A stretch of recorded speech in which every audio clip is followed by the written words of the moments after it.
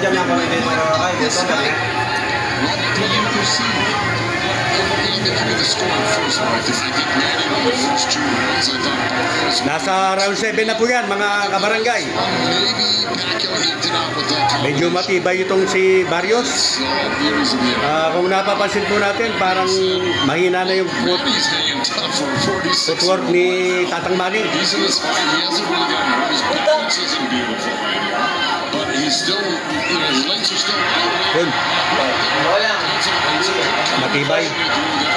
It's going to impress the judges. It just impressed me. He's got to get those back.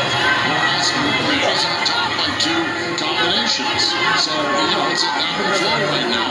But look, maybe at 46 years old,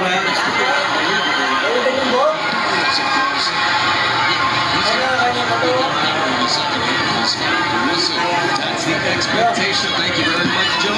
But Barrios will have to get to his average of 20 power punches thrown per round because through 6 rounds, he hasn't topped 19 power punches thrown in a single round. There were some good surges there for Pacquiao, including that lead right hook, but Freddie Roach... Masyadong mataas itong si Barrios, mga kabarangay. Pero parang dominante pa rin si Pacquiao. Dinodominate pa rin niya ang labanan. How effective it was for him. That was really effective. You see what Pacquiao's doing. He's moving to his right now. Round 7 na po ito. Explain why that's so important. So he's moving to his right. He's taking that right away from Barrios. Every time he steps to the right, there's no way that Barrios can let because his whole body is at a different angle. Really smart man. Pacquiao double jabbing, turning to the right. But he can't land the jab though from there. Yeah, but the left is there for Manny.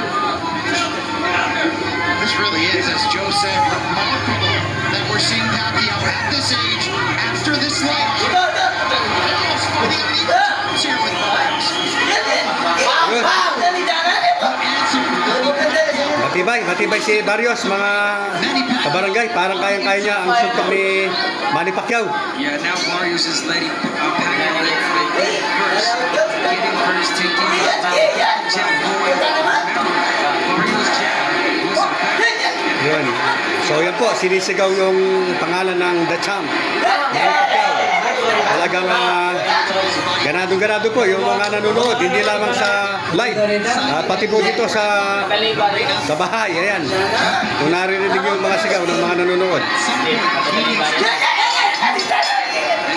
Opo, yan, nagtatapos ang round 7.